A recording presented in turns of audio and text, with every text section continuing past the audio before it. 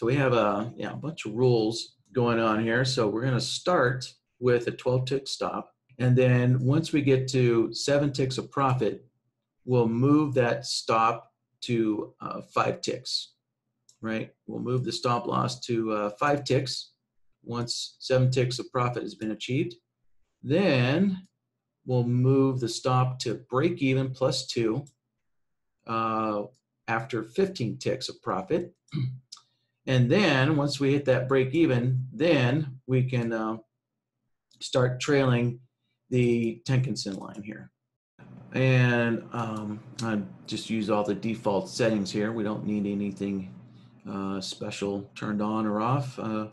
So just remember, with a strategy, strategies have this extra enable switch here that you do have to turn on. You have to click in order to get a strategy to run.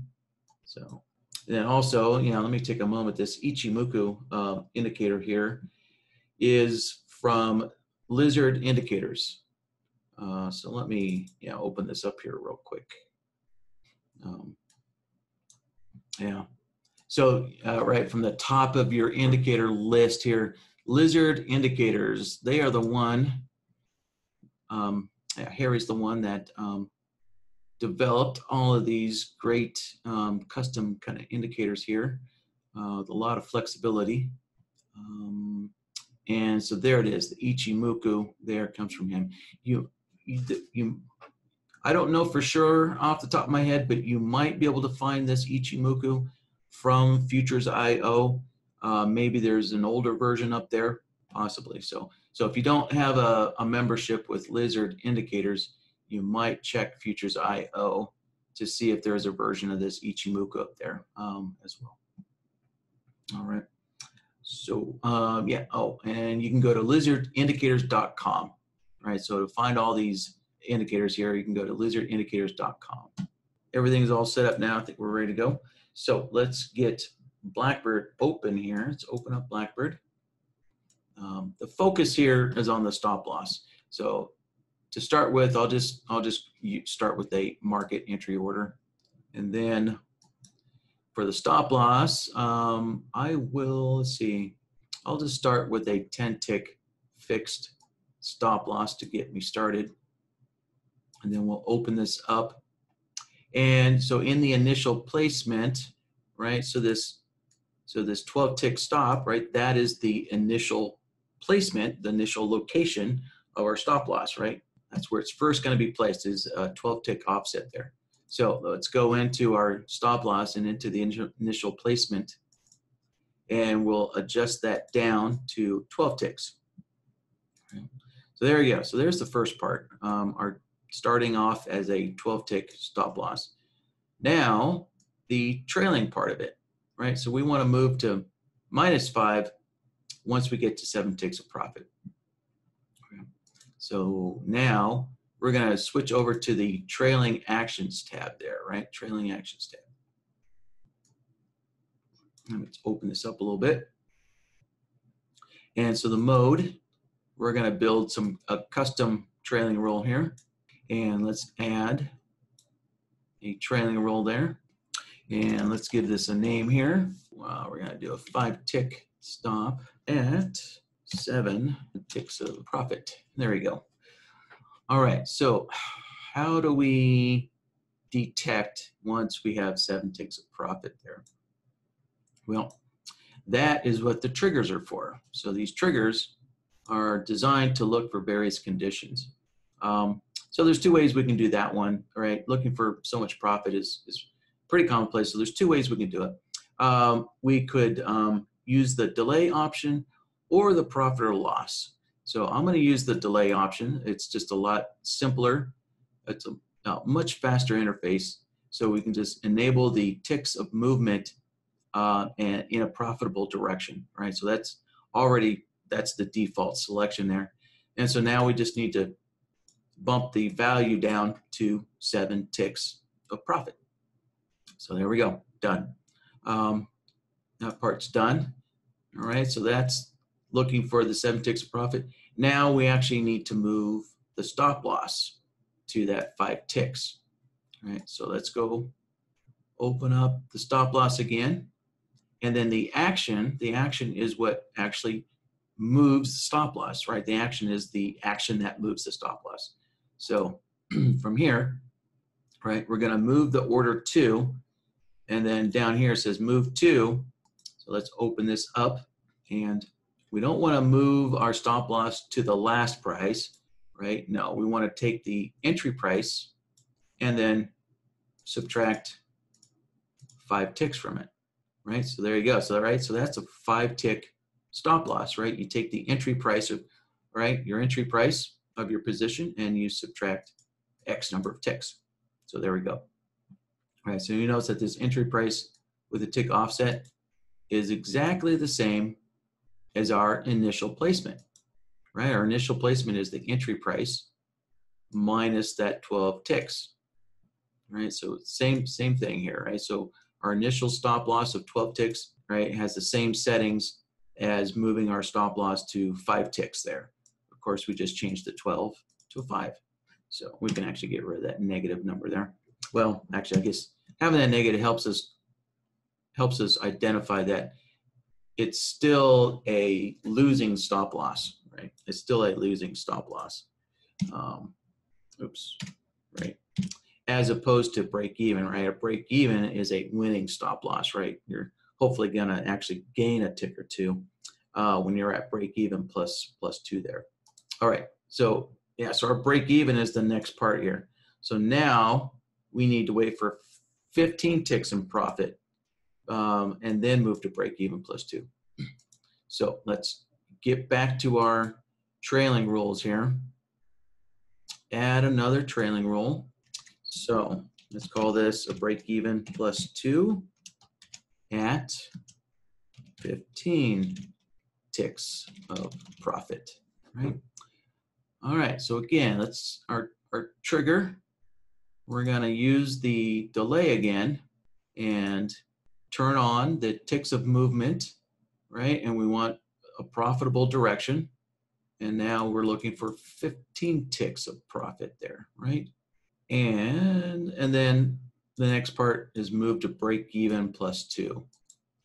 All right, so once again, we're gonna go to the action and the move to, where are we moving that stop loss to? Well, we're gonna take the entry price, right? That's kind of your baseline, anchor price that you base your stop losses off of, and then we're gonna add 2. So there we go. So right, so the entry price is the break-even price, and then we just add a positive 2 to that entry price, and that's our break-even plus 2.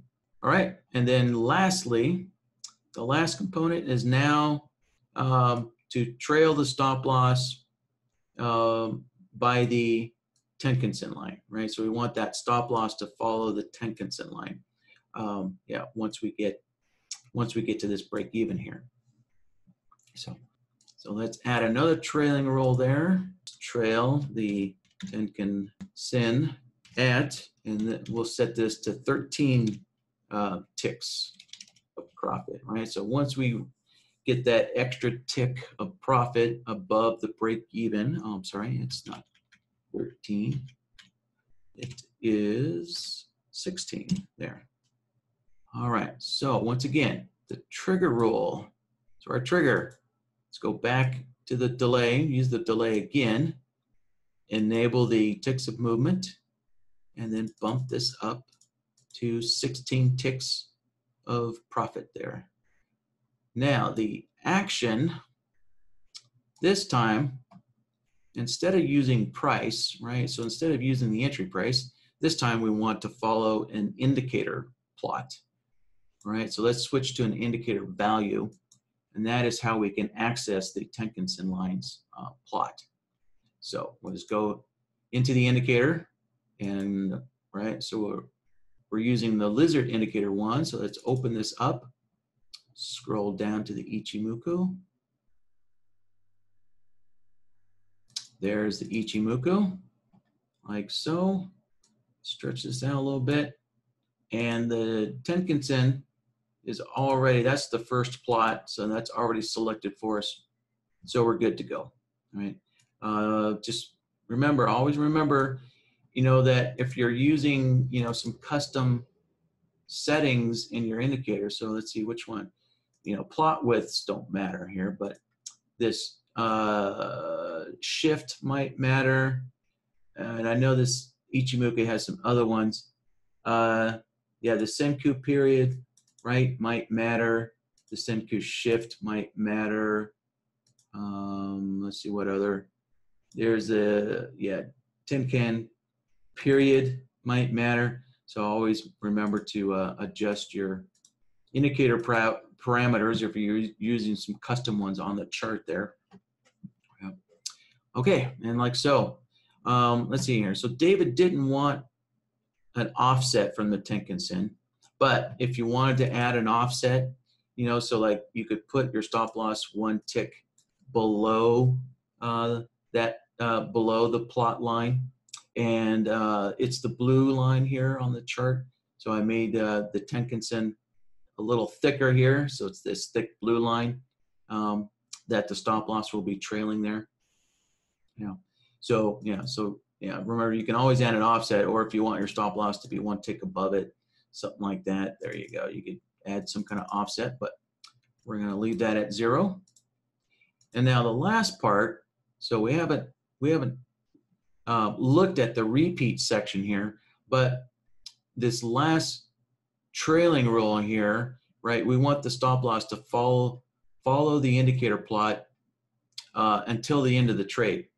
So the repeat needs to repeat indefinitely, right? So in other words, yeah, we want that stop loss to keep following that indicator plot as long as the trade is still open, right? As long as that stop loss still exists, follow that plot line. So that'd be a repeat indefinitely, right? Now the other two rules, you notice that they don't have a repeat at all.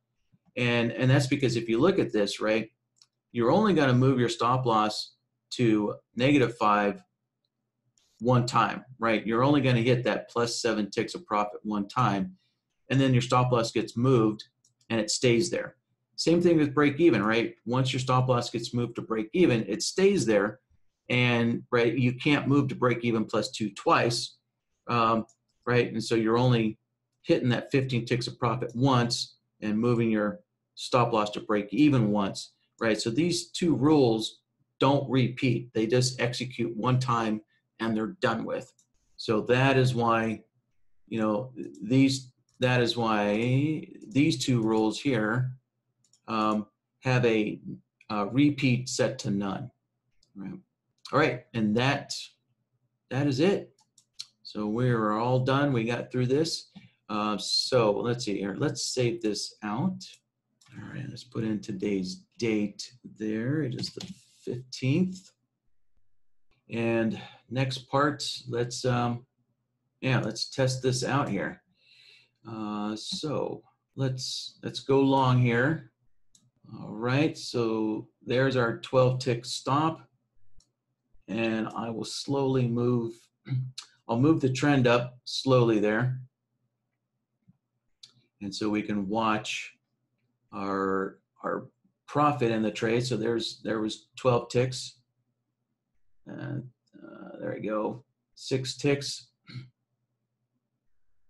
There's 7 ticks, and our stop loss just moved up. So now once we hit that 15 ticks, we'll move to break even. Almost there. That was 11. I see 11, 12.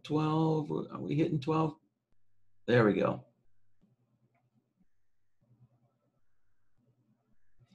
All right, and now we're trailing the Ichimoku there.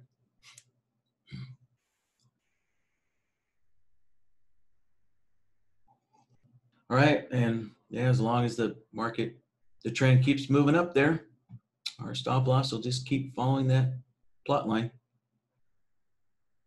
And of course, one thing to note, you know, indicators don't plot on exact tick levels.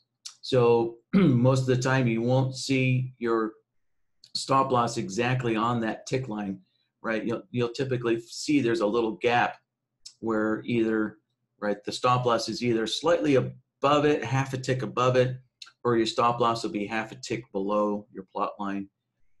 Right, makes sense, right? Your stops can only be on the tick, but indicators, you know, they can plot any value in between the tick.